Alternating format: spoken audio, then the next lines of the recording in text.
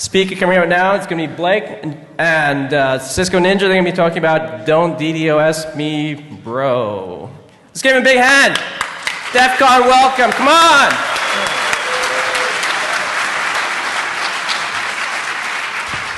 Testing, 1, 2, 3. All right, first off, I want to apologize to you guys. I've been sick for the past few days, so my throat's kind of jacked up. So I know a lot of y'all are having a good time here out in Vegas. You know, my good time's been like hot toddies and cough drops mostly, but Blake's going to be doing the majority of the talking. So, and you know, really out of the two of us, he's kind of like the better half, so to speak. So you'll be really glad about him talking instead of me anyways. The bottom line for our talk is kind of like, it's practical DDoS defense. I mean, it's all about the cost. We want to drive the attacker's cost up without driving your cost up. And so we're not actually trying to like promote any high price stuff. It's you know, pretty much mostly open source. So we're going to go and first off, we're going to start out by showing you some of the attacks that we've seen, show you some of the mitigation efforts, and then if we have time for it, you know, talk about some lulls that we've had in the process. You know, I never would have thought something like the ping of death would be like so popular and cause so much damage. I mean, that thing came out like 20 years ago, and nowadays it's been like revamped with Daedric armor and in the form of get post request, you know, coming from every overseas botnet you can think of. And in fact, there was a guy that came up to us yesterday and was more or less like, man, you got on that Soldier X shirt. I DDoSed the hell out of those guys. I'm like, okay, what for? He's like, oh, they had my information all messed up, all that HDB, and just everything was all wrong. I'm like, did you hit up the admin? No, man, I just DDoSed him, man. Okay. I mean, like, you didn't send an email or anything. You know, we've got IRC forums. No, man, I was just DDoSing. It's all about the DDoS.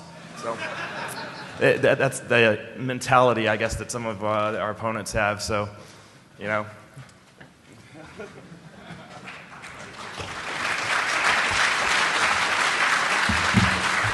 Okay, so you get a good idea on some of the humor we're going to do. Show of hands, who's actually here to defend against DDoS? Okay, and who's here maybe like DDoS is Soldier X, trying to figure out maybe a better way to hone their craft? Didn't really see any Guy Fawkes masks, so. Okay. So anyways, I always like humor, so let's start out with a little bit of that. So this is kind of how the attackers, this is basically how they vision themselves, right? So I mean, that's what they're thinking. So then, what we're going to try to do is give you different techniques to use, so then your web server should be a bit more like this, right? But it's not, you know, not enough to do anything. So a little bit of background. He had touched. I think at the time as a senior security architect that I applied for this, we had a reorg. Now I'm a principal security architect, Fortune 500. I was directly involved with defending against Operation Ababil. Probably a lot of you guys have heard of that since you're dealing with DDoS. Cisco Ninja works in threat intelligence, been a long-time member of Soldier X. I'm kind of like, I've been with Soldier X a long time with doing more of the back-end stuff, and I've also, I guess, kind of known as like back in the 90s at least, the only guy dumb enough to use his real name instead of a handle in the group, because everybody's, you know, has hacker aliases. Quick disclaimer, opinions, ideas, solutions, all this stuff is from us. It's not from our employers or representative of them whatsoever. And just since we have DEF CON kids now, you know, we do have some explicit language and, you know, pictures and some of the slides. So just a heads up. What we're going to cover, of course, requirements, have a bit of introduction, show the attack landscape. Then we have basically two parts that we defend on. So you have like the network side and then the web defense side. So you can actually try to protect it at the network layer, or you can actually do it on the web server. And kind of, I always think it's important for defense in depth, especially depending on like what technologies you have or what your company will let you do. Like maybe your company says, hey, you can't use Snort inline, or you can't have this or have that. So basically we try to give you a whole slew of things. You know, you get enough of those and you should be good. We're also going to go over reacting to an attack, because it seems like a lot with these big companies. You know, the website goes down and just everybody starts freaking out. It's like instead of actually like properly reacting, they're just like, oh my God, it's the end of the world. The website's down. What do we do? Then at the end, try to get like some best practices, put everything together. And if we actually have time, we want to do like basically story time, some fun stuff that's happened with Soldier X. You know, obviously we put that at the end so you guys get like the information that's actually useful to you, since, you know, fun stories aren't really that useful to you. So for requirements, for examples, with SoldierX we use Linux, but Linux, Unix. Apache 2 is the web server we use. Python and Perl for the scripts that we have. For our monitoring system, it actually runs on a Raspberry Pi because it's like 5 watts of power, and we have a 16 by 2 LCD. As you can see at the bottom, basically says, hey, SoldierX is up, SoldierX is down, and that monitoring tools actually should be on the DEF CON CD. It's also in the, if you look at the first slide, has like the SoldierX address. It's in that directory as well. So you should have Snort in line if possible. There's also, we're going to give an example with an F5. F5 is kind of expensive load balancer, so we're not necessarily saying that you need to have that, but I know some people don't have Snort. Some of you might have Suricata. We're not actually giving examples for that, but you should, using like, the stuff that we show, be able to build your own Suricata rules as well. Network sniffer. Hardware if possible. It's important a lot of the times when these attacks are going on to actually like see what's coming in versus just speculating. And then of course you need critical thinking skills. I mean DDoS is not, there's no real silver bullet, right? So it's, you need to be able to adapt as your attackers adapt. So why this talk is relevant that we feel, at least since 2010 from what I can see, Layer 7 is on the rise. Operation Ababil, for those familiar, it's an attack from the Middle East because there was a YouTube video that was offensive to some of the Islamic people. Basically they said, okay, YouTube has this video up, unless if YouTube takes it down, we're going to attack all the financial infrastructure. So they hit all the big banks in the United States. Obviously the banks have no say-so on what YouTube hosts, but that was their mentality. So basically also there's, DDoS seems to be one of the preferred methods of hacktivists, or like he said, somebody has like an issue with something on the SoldierX site, instead of emailing us, they're just like, oh, I'm going to DDoS the shit out of that site, like, this is how I'm going to react, and you're like, okay, I'm being hit. You don't even know why half the time. So what kind of spawned this talk is I went to Cloudflare's talk last year, and they, showed a lot of cool attacks, and then kind of were like, okay, the solution is get Cloudflare. And I was like, it's not, that doesn't really like resonate with me. So we actually did try that. We actually did get Cloudflare. We still even have our DNS going through Cloudflare. And so there's a cost factor. There's also like, it's security through obscurity really. I mean, if they know your IP address, then they just DDoS your IP address. And for like SoldierX, for instance, the website will leak the IP address. You sign up for a new account, sends an email out, you look at the email, boom, there's the IP address. Now, Cloudflare could say, oh, you need the separate server, you need this, you need that, but, we're like, basically a non-profit, community security hobbyist. We don't, we're not trying to build this infrastructure to make sure it works with Cloudflare. There's also historical records that people could use if, let's say maybe you're a big company, you have, like a /16, where you're probably not just going to move that because you need Cloudflare. You've also got DNS brute forces. I don't know if you guys have heard of knock. That's like I saw it on some of the Russian forums that actually just brute forces A records. And last but not least, old technique is pointer record. So you get like an IP range, scan all the pointer records. Well, if you have pointer records set up, guess what? They get your IP. So for us, it didn't really work. In one funny situation with our entropy server, Cloudflare was actually passing the Git, like they were doing this Git flood going after large PDFs, and Cloudflare actually just passed that attack traffic onto our server, and so the server is still going down. And then you get this like, error 522, Cloudflare is fine, but your website's not. And last but not least, privacy concerns. So what this talk is, it's a real world look, right? All these are actual real examples. None of this stuff's made up for this talk. We actually take SoldierX logs. The only thing that we obfuscate is like IP addresses of non-attackers. We actually obfuscate, they weren't attacking our site. We don't want to give their IPs during this talk. We also have free code, examples, and of course a bit of humor at DDoSers. Because, kind of try to keep this interesting. I know defense can be a pretty dry topic.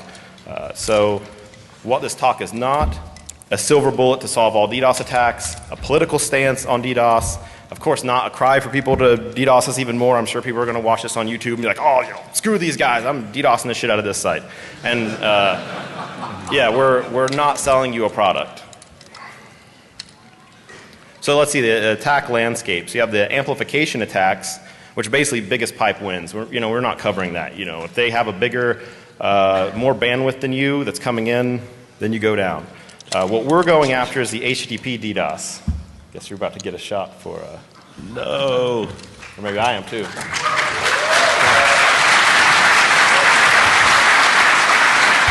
As you guys know the drill. First time speakers do a shot. Some love for our first time This is speaker. actually my fourth time speaking. But his His first so time, I'll right. drink Oh some. wait, give me that. You already given it to me.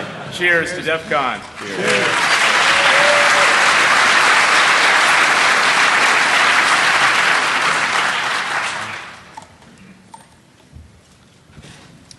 As you were. So back to saying the HTTP DDoS is our focus, usually in the form of large GET post requests.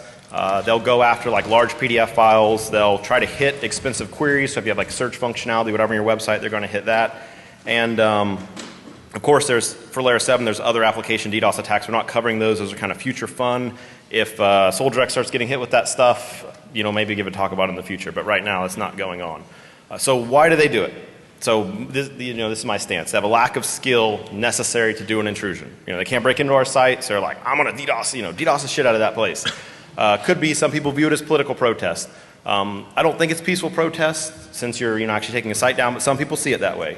I like little slides says I don't always participate in DDoS attacks, but when I do, I use links meant to trick people into joining, and that's unwilling participation, which actually has happened. Or my favorite for you guys in the web comics, John Gabriel from Penny Arcade, he has the greater internet fuckwad theory, which is that you take a normal person, give it anonymity, put an audience in front of them, they become just total fuckwad. And so that's and actually we'll get back to one of the methods with Soldier is we've actually publicly shamed some of these people if we can get attribution. And it actually seems to have worked really well, which kind of led me to say, this theory has a good point to it. So with layer 7 DDoS, it drives down the cost of a DDoS, right? The attackers have a very high return on investment. They don't need a lot of bandwidth. It evades most current carrier mitigations, and they can really take down your site with minimal effort. I mean, we've seen sites taken down through Tor, which isn't all that fast. So our goal then is drive up attacker cost, reduce the defensive cost. So we're trying to teach you techniques rather than sell you products. Mitigate when possible. You may not always be able to mitigate, but you can at least drive up those costs. And then get people just thinking about solutions to this problem. And then we have, the famous quote with the give a man a fish, teach a man to fish. So first, let's get into an example attack. Important to note with the Al-Qassam cyber fighters, a lot of stuff I can't tell you because of, where I work and basic agreements that I've made. But if there's people from the financial sector or something, get a hold of me afterwards, and if I can verify you, I could give you a lot more information on this if you need it. So basically, Operation Ababil is a large-scale DDoS attack via a PHP-based botnet, which they called BroBot, against the American financial institutions. Now, if you look, the first thing, I don't know, it's probably pretty small, but basically you have the WordPress, Joomla, some CMS site. It was actually a really clever, really small backdoor where you see if they call the PHP directly, JExec won't be defined, so it's going to say, hey, die with restricted access. What they change it to is so if JExec's not defined, then die by evaluating a base 64 encoded blob on CID. So you basically pass a base 64 encoded attack script, and boom, it goes. It does your bidding. And so there's a couple pieces of example code. You can kind of get an idea. If you see the first example, it's not really a proper request. The way that it's set up doesn't give a lot of data.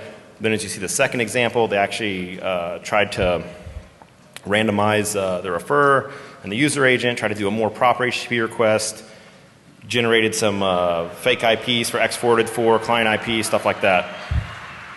On SoldierX, which we can basically give you anything we want from SoldierX. We have our usage policy is that if you're attacking our site, we can share your information. If you're just visiting, then we won't. But if you're attacking us, we'll do whatever we want with it.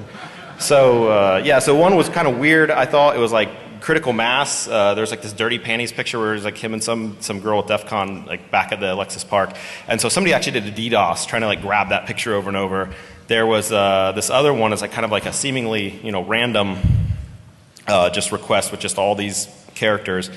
Then you have some other this Vox Laws guy, which we'll get into that, which may not have been Vox Laws. That's just in his user agent. It says fuck you motherfucker, Tango down, gives his Twitter address, which could not be him at all. Could be somebody wanting to set him up, but that's what was in there. And then last but not least, you have just hitting a random /node. This was my favorite though. This doesn't really have a whole lot of purpose, but I just liked it. I'm firing my Desu. This is a single request. We like look at the log, like, what is this? It's just. Just like, I would really like if the guy who did this attack, I'd like give him a drink or something. This has just made me laugh for so long. But so, going in then to the network defense, your carrier has some capabilities. So you can tell them to like blacklist malicious IP addresses. You could limit packet sessions, bandwidth per second per IP. That could be pretty useful if they can do it. Black hole, a protocol, or port. A lot of times if you see like these weird UDP floods, I know that ends up being fairly effective. That's not really what we're covering, but I just wanted to throw that in there because we're trying to really be as exhaustive as we can on this talk to really give you guys like, a good idea about this stuff. You can use IPS like Snort or Suricata. It's often ideal as long as they're not using SSL. You can actually drop that traffic before it even hits your web server. So that's pretty good. And load balancers, of course, like F5 is kind of pricey. I saw them at Black Hat. I guess now they're like advertising they're for DDoS, whereas before they were just a load balancer. But you can actually use the iRules, and it supports regular expressions and end up blocking that traffic there as well. Firewalls, you got IP tables, blacklist IP addresses. A lot of people talk about geographic blocking. I've not really seen that work very well, but I mean, depending on who your attacker is, maybe it might kind of work for you. It really depends on your adversary and who's coming after you.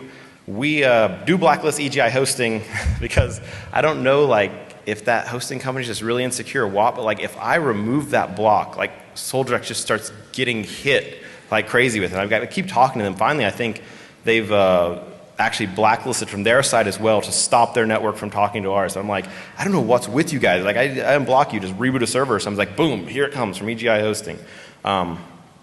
You can limit, your packet sessions bandwidth per second per IP on your level 2. So back to like a good skid friend, Vox laws. May not have been Vox laws, so that's what we'll refer to him as. You see he's got this nice fancy user agent of, fuck you motherfucker, Tango down. So how we block them with Snort inline, right? You got a simple Snort rule you can go through. Yeah. We had to have the humor to try to keep you guys awake. Like I said, I always give offensive talks. I do like reverse engineering and exploitation. It seems to be kind of easy to keep people's attention, but this stuff, to me, is kind of dry. So we try to keep you a little entertained. But so you have the the Snort inline, and you can stop them there. Then it doesn't even reach the web server. If you've got an F5 load balancer, then you see the iRules right there, so you could block them at that point. You've got also, he came from EGI hosting. So, we have that block where you just, block their whole /24. And you've also got the limiting connections with IP tables. So this, like I said, all these are real world examples. You could copy, paste them, use them, modify them, just kind of get you in the mindset of, how to do this stuff. So with network defense, I also wanted to mention blocking Tor. It says, wasn't Tor too slow to take you down? Well, no, actually, like Hack3R is a group we used to, do stuff with, and they were taken down in 2013, then again in 2014 via Tor. So we have a script. This is modified from another website. All the stuff, anything that we borrowed or like used from anywhere will be at the end in the references section. So all this stuff's referenced. We don't want to like steal anyone's credit, but this is modified from a site, and this will basically go through, get a list from dan.me.uk, and then build an IP tables rule and block it. And I don't know like how many companies have issues with Tor, but I know like at least a place that I work, we see a ton of attacks coming from it. I mean, it's no real reason for us to have it.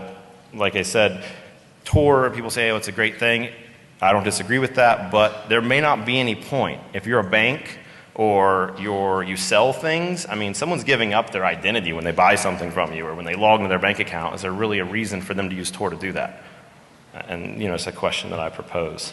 So aside from just the blocking side, it's also important for a lot of people for network monitoring to really figure out, am I under attack? Or maybe your company might say, I would like to know if we're being attacked, but I don't really trust you just putting this in line and blocking. We might block customers, we might, whatever. So then you can just basically, same Snort rule, but you just have it do an alert instead of a drop. So that way, you just get notified of it.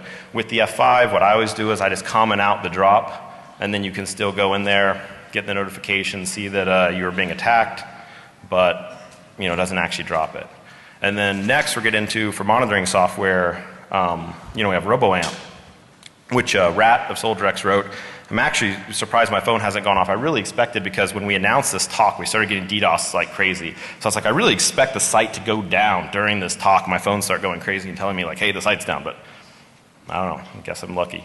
So runs on a Raspberry, what's that? Runs on a Raspberry Pi, uses less or equal 5 watts of power, displays the status on a little 16 by 2 LCD. Now you don't need to have an LCD to do this, that's just if you want the display. It actually sends an SMS message to the SX staff if there's a disruption. You have the options. Basically you have a ping check, which isn't probably as useful in today's, if you're talking layer 7, your website's just gonna kind of like the database or whatever is going to go down and give an error message. You're not actually, that ping check's not going to do a whole lot for you, but we left it in there just in case you're worried about that whole like, massive attack that actually takes down the network.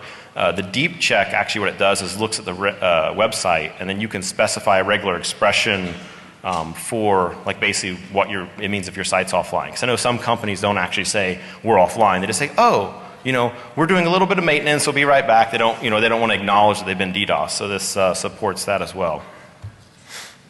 So then after that, we go back to web defense, or on to web defense. And like I said, we use Apache 2 at SoldierX, so that's going to be our focus. You can use like HT access, for example. A lot of people seem to like, oh, why do you use HT access? But you can actually, protect files, directory listings, you can block user agents.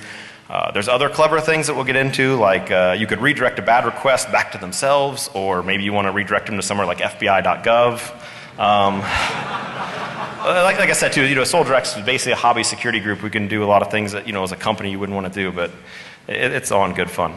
So mod evasive is the equivalent if you're an IS shop, dynamic IP restrictions from Microsoft. Essentially this is one of the critical things that I would say to use, because you can actually you're throttling how fast they can hit your site. And at the end of the day, without looking into the traffic, that's ultimately what you're going to do to drive up attacker cost.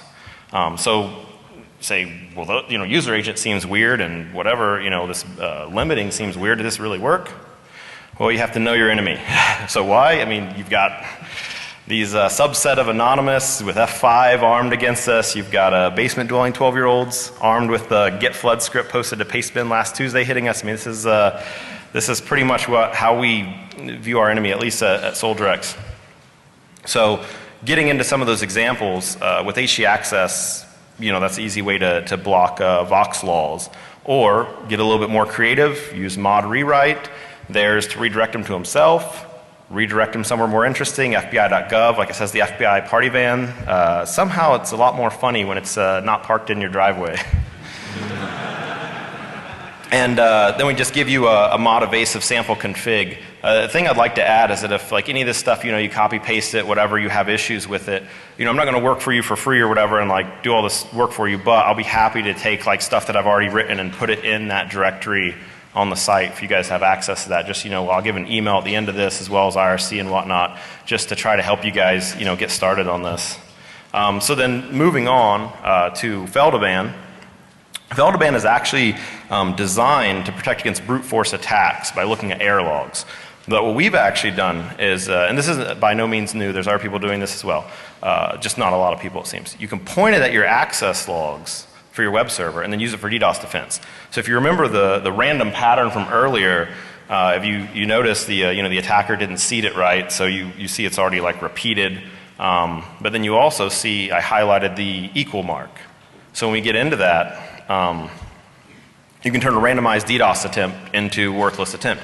And what we ended up seeing was that it's capital letter A through Z, 99 of those, then an equal sign, and then A to Z, another 99 of those. You just, set your regex, have our notes, no DDoS for you, and boom, blocks them with IP tables when they start, hit you with that. Once it sees one of those, puts them in IP tables. I think I've got them, I think we blocked them for 24 hours. I mean, you could do, whatever, however long you want.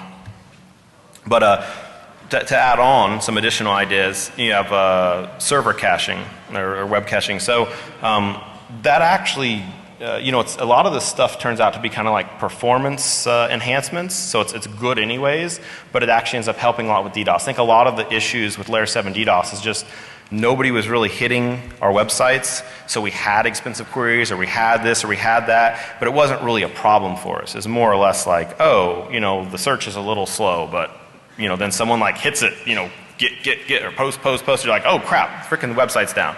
So with SolDirects, we use Boost. I've talked to some people that actually use Squid Proxy for caching. They said that's worked pretty well for them. There's some other Apache defenses that people mentioned to me. Like I said, if we don't use it, then we don't give examples, so we're not going to try to like just make some theoretical stuff up and say, oh, this works when we don't know. But you have a mod bandwidth share to throttle the bandwidth per IP. You've got limit IP connection to limit the number of simultaneous connections from your IP. And there's people using like CAPTCHA or JavaScript, those type of things to actually try to detect, is this a bot or is this a person? So then also for your programmers, you really need, if you have a website that has these different queries, try to talk to your developers. They need to really get onto this stuff of like, strict validation, filter user input, properly release resources, because you don't want like eating up all the memory. Set limits, so you have session limits, token expiration, loop counters, concurrent sessions per token per IP address. Expensive queries should be limited, per IP address. It doesn't make sense if you know you have a really expensive query, why would you let someone hit it like 50 times a second? It doesn't make any sense. Cache the results of those queries when possible. Like what Boost does is it'll, anything someone goes to its PHP, it then generates an HTML file. So, boom, there they go. They just get the HTML file instead of running the query over and over and over. Optimize your database structure. Like I always say, I have a CS background, you should be testing. So you should be testing your code against denial of service or distributed denial of service. And if that should be part of quality assurance in your organization, because this is something that it seems to just be just the mindset of these guys. They're just going to come in and DDoS you if you do anything they don't like, or they might just do it for fun. So it should really be part of your testing. And if anybody needs like some sample code, whatever, like I said, I can put it in that directory, and you can use that to help test in your organization. Testing, ain't nobody got time for that. Yeah, that picture says, I don't always code, but when I do it in production. Yeah. So on to reacting to an attack. I always say don't panic. Like when I've seen these attacks, you have people basically like throwing their hands in the air like, oh my God, what's going on? The website's down. There is no internet. So also verify it's an attack. Funny, I'm not going to say which company, but FIFA was on. And so you're like, oh my God, like we're being DDoS. And it's like, no, it's just your employees watching FIFA via HD on YouTube. 1080p. And read the logs. It's amazing to me how many people don't actually read logs. Web logs are good. They'll actually give you a bit of insight into what people are doing. If you see like some IP just, pounding away and you see all these requests, that's a pretty good indication you're attacked rather than just, oh, what's going on, website's down. So getting the top talkers, blocking all malicious ones. There's a, quick thing from the command line you can do to give you, all the IPs and how many requests per IP if you're in Linux, of course, like we said. And you need some sort of reputation system, especially if you're sharing with other organizations. I know I've seen cases with financial sector where data is being shared out and you look in this top talkers block on these and it's like, oh, it's tax time and Intuit's in here.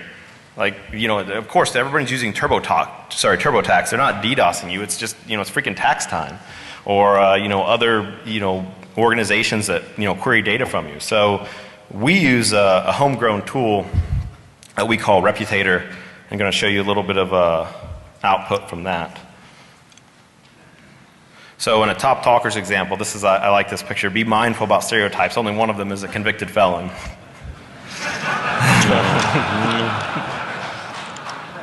But that's how this stuff goes though. People are just taking this assumption like, oh, whoever's generating all this traffic with my web server must be malicious. It's not true.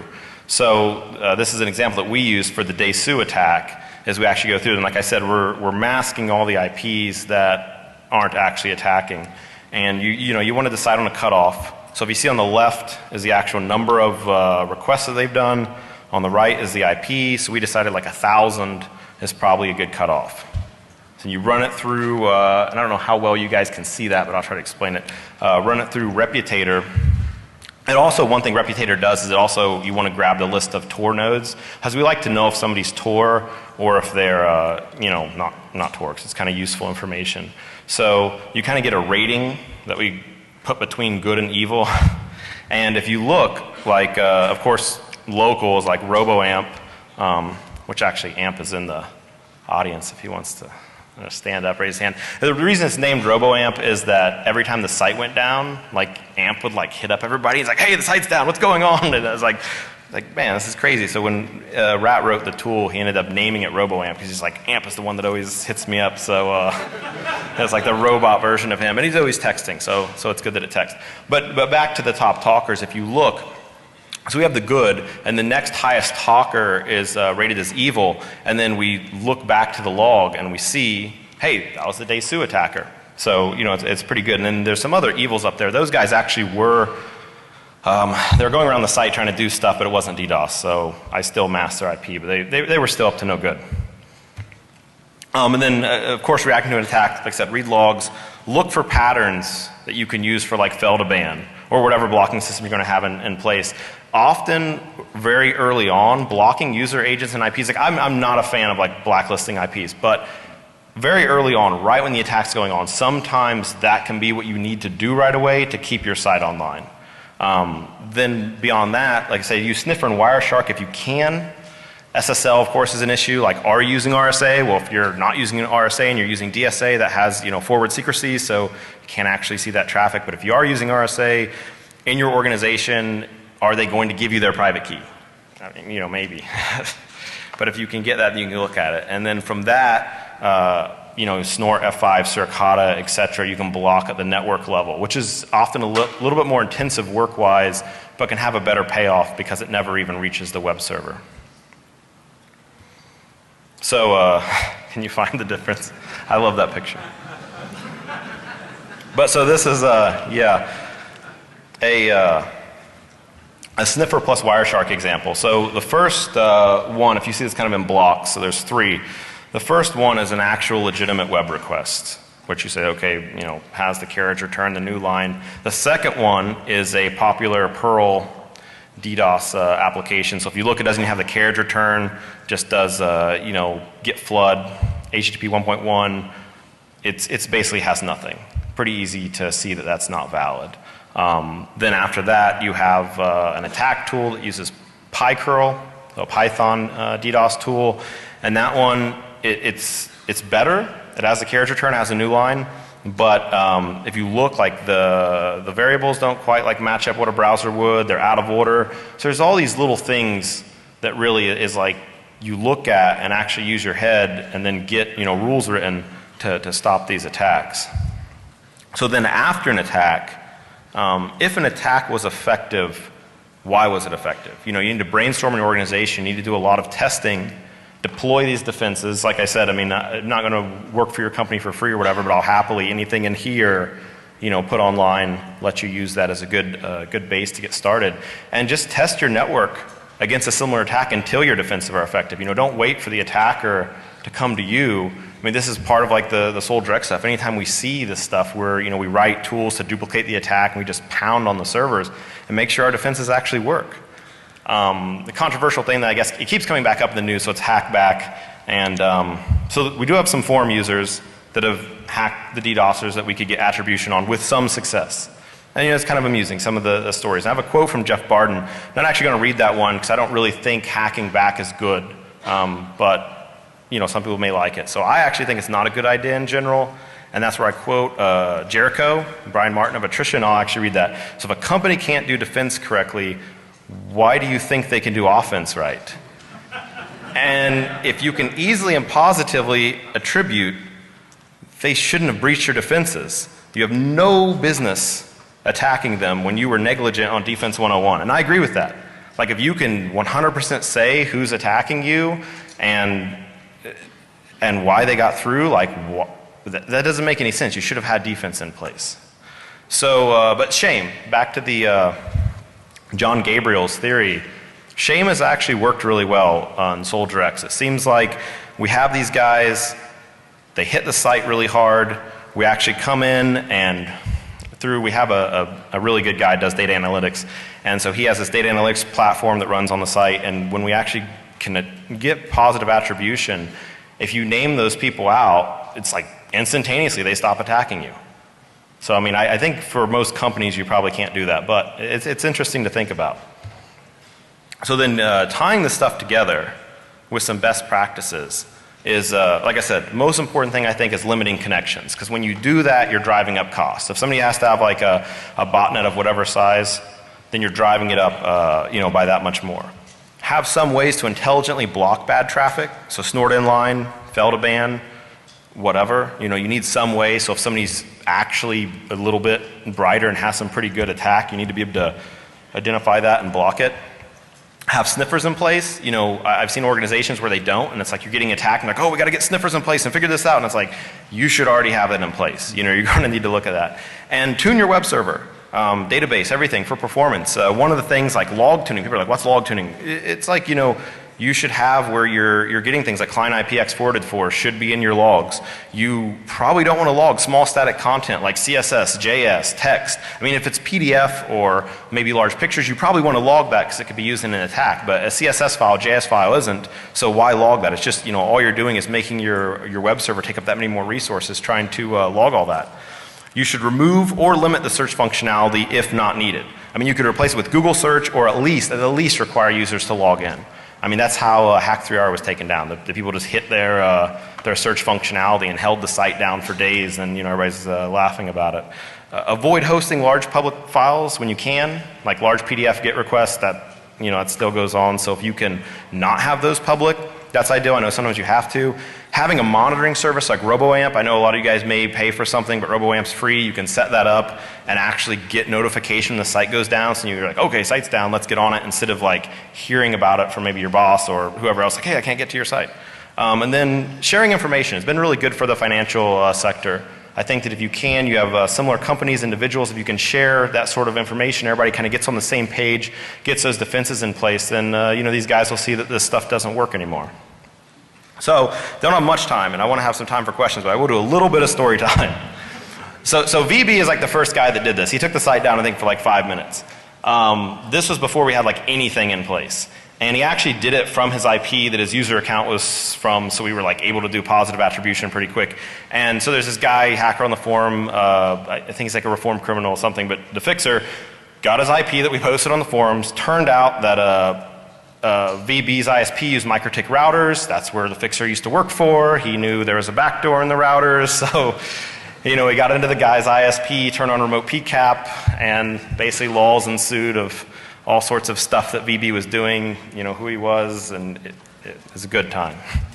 Ben Owens was interesting. This is a guy that actually, he wanted to have like access to the VIP forums, paid us, then like used like a stolen credit card and all this weird stuff. And he was like, oh, I don't want you guys to say that I did this. And it's like, well, you did do this, so it's on the site. And so he actually started to threaten the site, try to blackmail them, proceeded to DDoS. More shame happened once we said like, oh, this guy was DDoSing, then he took off as well. There's been many a story of pizzas being ordered when there's attribution.